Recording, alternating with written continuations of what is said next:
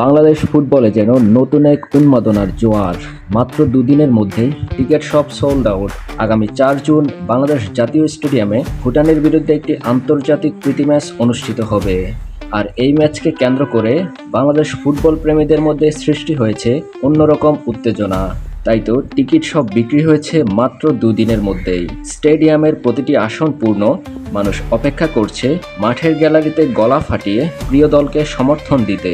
বাংলাদেশের ফুটবল ইতিহাসে এমন জোশ, এমন উচ্ছ্বাস এর আগে কেউ কখনো দেখেনি। বিশেষ করে হামজা চৌধুরী, সমিত সুম ও ফাহমিদুল ইসলামের মতো নতুন মুখ যোগ হওয়ায় মানুষের আগ্রহ যেন আরও বেড়েছে। প্রতিটি দোকানে, চায়ের আড্ডায়, সোশ্যাল মিডিয়ায় সবখানে এখন একটাই আলোচনা, 4 জুনের ম্যাচ, জয় হবে লাল সবুজের। এই স্বপ্ন নিয়ে কোটি কোটি ফুটবল প্রেমী প্রহর গুনছে সেই মাহেন্দ্রক্ষণের। তো আপনিও কি সেই ফুটবল উন্মাদনার অংশ হতে চান? তাহলে সাবস্ক্রাইব করে অনুসন্ধান স্পোর্টসের সাথেই থাকুন।